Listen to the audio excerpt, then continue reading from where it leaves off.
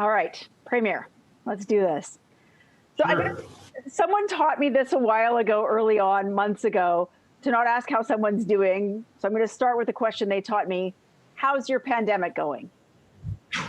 It is, I can see light at the end of the tunnel. That's the good news. It's been a very challenging 10 months, and we have many months ahead of us. But as we look to wrap up the legislature today and look to spending some time with our intimate family members, I'm looking forward to a couple of weeks off and getting back at it in January. And one of the people that are groups of people that are going to be getting back at it in January are the teachers. One of the big anxieties that we've heard throughout this, especially since September, of course, is teachers, staff, students worried about the safety of schools. And I know that you've left these health decisions to the provincial health officer, but is there anything that you can do to ease the anxiety level, knowing, as you said, that we have a few more months to go of this after the holidays? Well, I can certainly appreciate the anxiety of parents right across BC. We've done our best to make sure that the system is as safe as it can be. We've amended the plan school by school, district by district, as new information makes itself available. We've tried our best to ensure that troubleshooting, which was a suggestion from the BC Teachers Federation, was in place. And we have been, to the greatest extent possible, flexible to meet the growing demands of change as the second wave has taken grip of largely in coastal and Fraser Health, but not exclusively there. And I'm confident, talking to the new minister, Jennifer Whiteside, as well as our COVID recovery team that we have as a subset of cabinet. We go through the various sectors to talk about the challenges, and the new minister is very seized of the issues. I'm very impressed with how quickly she's picked it up with her team of professional government employees, as well as working with trustees, the leadership of the various organizations like the BCTF, the BC Confederation of Parent Advisory Committees. And obviously there's anxiety, but there's also optimism that we've come through the winter season, or the fall and into the winter, and kids have been in classrooms where everyone agrees is the best place for them. You've talked about how you have teachers in your life, a child who's a teacher and the spouse of a child who's a teacher. And I'm wondering, we're looking at going into the holidays. Obviously, we don't have to deal with the drunk uncle this year because people should be leaving them in their house. But how have conversations been with the kids in your life when you're making decisions that not only affect, their province, but affect them personally? Have those been some challenging chats? Well, I should say that my oldest son is a teacher in London, England. So he's dealing with Boris Johnson. And so we've had, quite frankly, through technology, we speak weekly with him.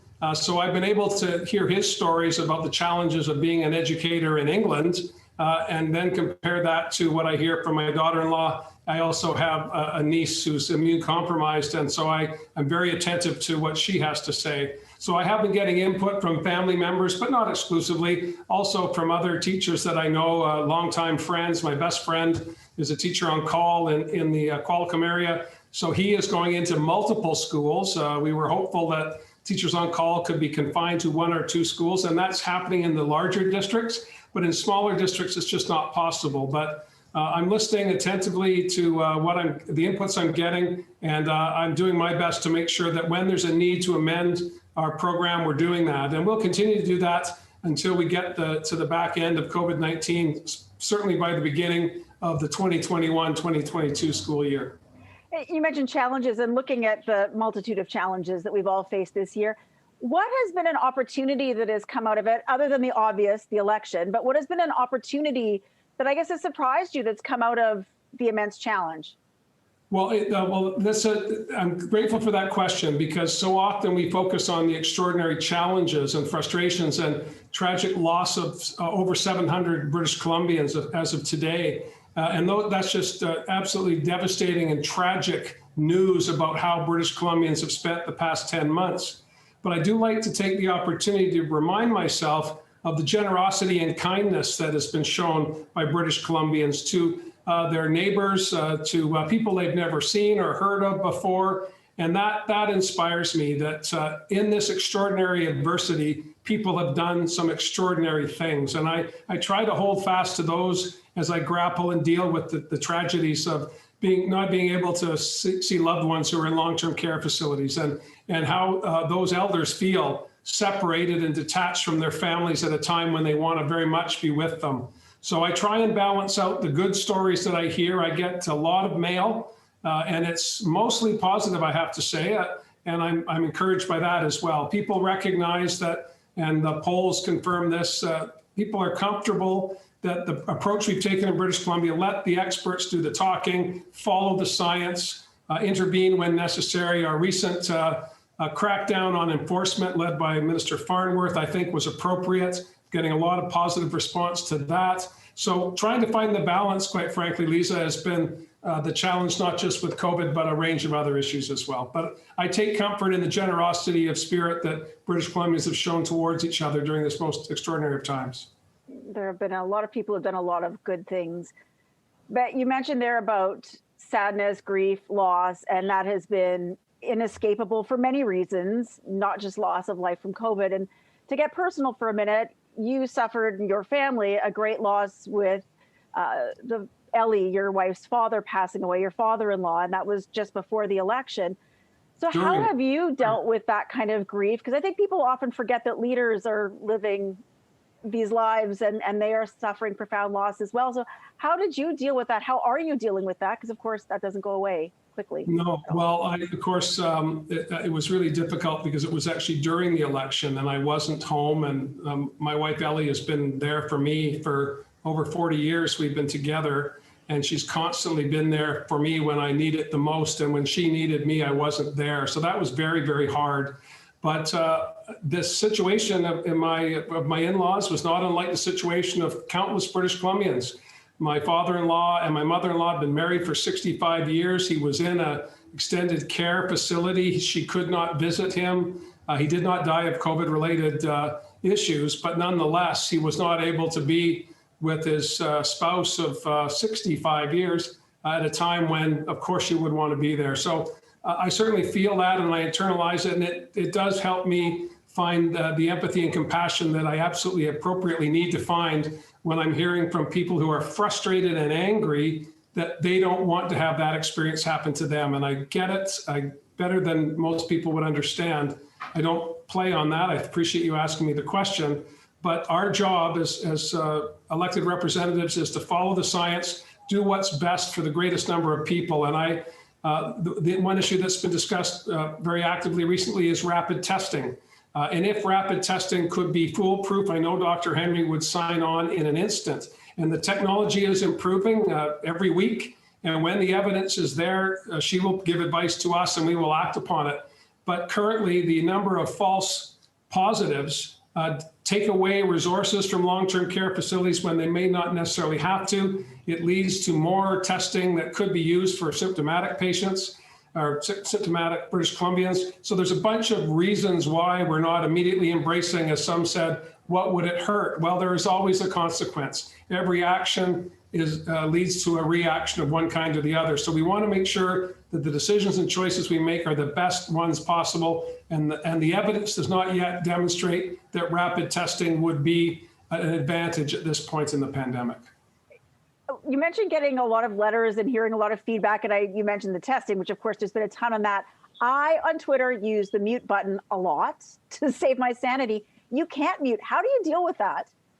Well, it is difficult. I say to my loved ones, my family members, don't read the comments. If there's a positive story, people are drawn to it, of course, and then they say, oh, well, what could be possibly negative about this? And there comes the hate just below the first positive comment. One example, on Family Day, I posted a picture of my boys and my wife on a happier time. We were camping, they were kids. It was a great picture. My youngest son had this super duper short haircut. One of his buddies saw it and sent it to him and said, great dude. And so he saw it and he laughed. It reminded him of a positive time in his childhood. And he started reading the comments. And there comes all of this invective and hatred of a picture of 4 people in a hammock, So I understand people's frustration. I try and block out the hates, but in the business, you get it as well. You report on a story and someone disagrees with the content of what you're reporting on, which are the facts, and it comes back at you and your colleagues. So it's part of the deal of being a public figure. I understand it, but I am, again, encouraged by the overwhelming amount of support. And I think of my immediate neighbors, the people that we've lived on the same road for, it'll be 29 years on St. Patrick's Day. The neighbors are almost exactly the same, and we just care for each other. And I know that that's happening on streets and neighborhoods and communities right across BC. And that's what I have to focus on. I'm not oblivious to the frustration and the anger and the disappointment, but I do every day try and put my head on my pillow thinking about the positives so I can get up in the morning and address the challenges. What's been the hardest lesson? I mean, this year is like no other we've had before. What has been the hardest lesson that you've had this year? Well, the most difficult choice was when Minister Dix and I made the decision to suspend elective surgeries, because when people hear the word elective, they think, well, this isn't really necessary. It would be a nice if you could.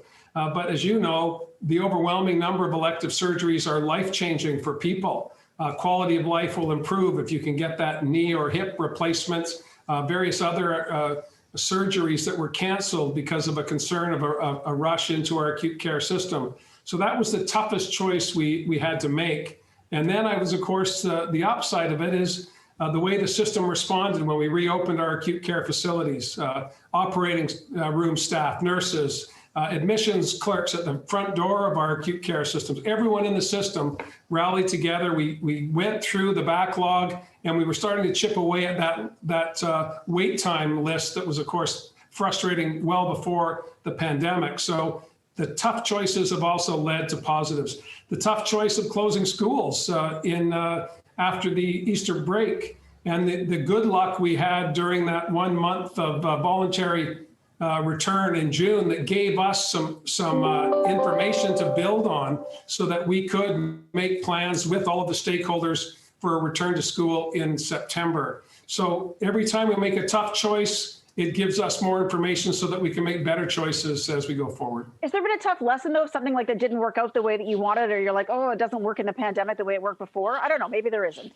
There's a bunch of things I would have hoped would have gone faster. And that's been an issue in government pre-pandemic. You always think, well, and as an opposition member for 12 miserable years, I remember very much saying to the government of the day, all you have to do is this. And I've heard it now as a member of the government from the opposition, all you have to do is A, B, and C. It's never that easy. And it's not that the professional public service who have done extraordinary things as well, I have to say, Lisa, during this time, above and beyond the call, many of them working from home rather than at their desks with their staff and their teams in place, have done some extraordinary things. We were able to do some David Eby's work for the restaurant sector when it came to what were changes in liquor regulations that in the past had taken months and months and months, happened over the course of a weekend, and the outcomes for the sector were positive. It gave them a little bit of hope going forward as we started to build out into the summer when the weather got better.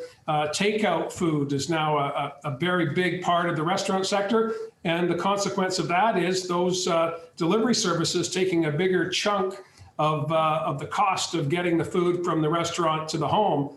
We need to, again, respond to that, and Minister Farnworth's working on that. So there's a whole bunch of things that we've done that have had positive consequences and things that have had negative consequences. But the speed with which the system has responded in some cases has been extraordinary, in other cases painful. We often in government put together forms, right? Government's about forms. And the public goes, I can't make any sense out of this, but the system goes, this form's way better than the last form. I know that sounds simplistic, but you have to have criteria. With respect to the COVID benefit, we could not just get a big hockey bag full of money in the old days of money laundering and drop it on the street corner and say, take what you need, no criteria required. We had to have a process. So we put in a process the best we think we can. And then the role and function of the legislature and the opposition members is to find ways to improve that. And I think that we've done that, and we'll continue to do that into the new year and beyond COVID, I hope. Positive, constructive criticism is something that I've done a lot of, and I'm absolutely prepared to take my share of positive, constructive criticism as well. Well, that's interesting. I was going to ask what you would carry into the new year. And I think things like booze being available, I don't think anybody ever thought that was going to happen in what they call, no fun BC. So like that was a big perk. So that's interesting. That's one of the things you take forward. What was the best part of 2020? And, we talked about this a bit earlier. It's hard to see that, but what was the best thing that you found this year? Well, certainly one of the best things I have to say in recent memory was when Dr. Henry and Minister Dix, I'm being briefed constantly, but on the particular day that Dr. Henry had received advice from Ottawa that vaccines were coming in December, she came in to brief me on that, and her face was just alight with enthusiasm. And she's, as you know, there every day, all day, available, answering questions until there are no more questions. And just to see the delight on her face that even though we're not at the end, there is a finish line and we can see it. And she was just over the moon. And that was one of the happiest days of 2020 for me, was seeing how delighted she was that vaccines had been approved.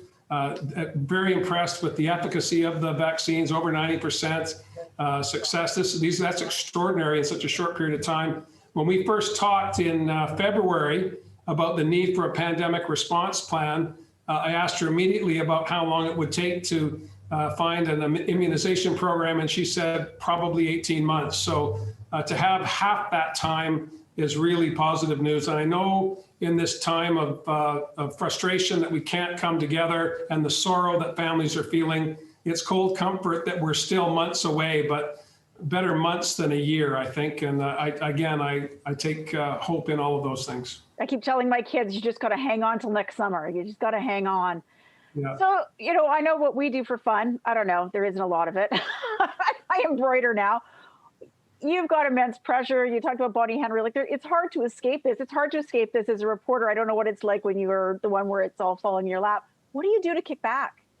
Well, I'm a science fiction nut, as you know. So I watch a lot of science fiction. I read a lot of science fiction. I like board games. We were heavy into Settlers of Catan for a long time, but I kept winning, so nobody wanted to play with me anymore. I won't play Scrabble with my wife anymore. She beats me all the time. So what, interestingly, I bought on an online auction, a little tiny box. I like wood things. I refinish old furniture when I get the chance. Haven't done that for a while, I should say, but I love this little box, and it happened to contain old antique poker chips. And so I put a bid on it and I got it.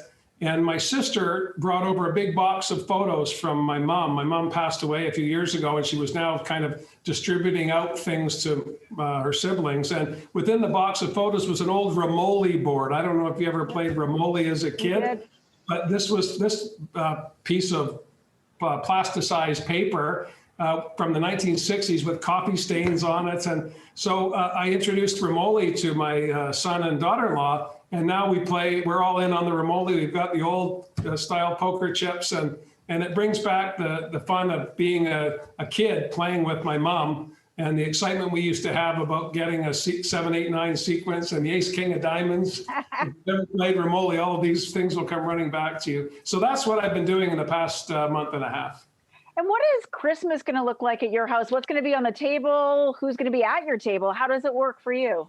What's going to be on the table is puzzles. I like doing jigsaw puzzles. I'm colorblind, so it's harder for me. 1,000-piece puzzles just frustrate me, but 500-piece puzzles with vivid shapes are exciting for me. So our table will have a puzzle on it for most of the holiday.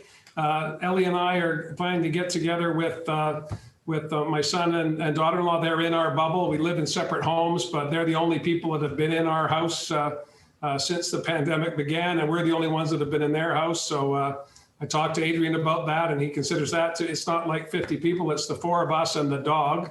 We're the family unit. One family unit lives in Souk, another lives in Langford. But my daughter-in-law, I have to confess, the teacher is anxious about that because she doesn't want to break any rules. But I checked it with my buddy, and he said it was okay.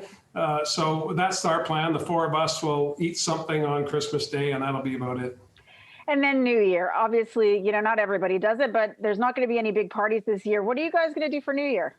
Probably puzzles, maybe some Romoli, and definitely some old Star Treks for sure. I was wondering if you put on the Star Trek costume once in a while just for fun. Yeah, no, I play with the laser every now and then, just I like the noise. But no, I haven't, I'm not, quite frankly, a big New Year's Eve celebrator. My son, the one that lives in Souk, was born on New Year's Eve. Oh. So it usually becomes a birthday party for him, but I don't think we even have a plan to do that this year. Well, thank you very much for your time, Premier. Thank you. It's a pleasure talking to you.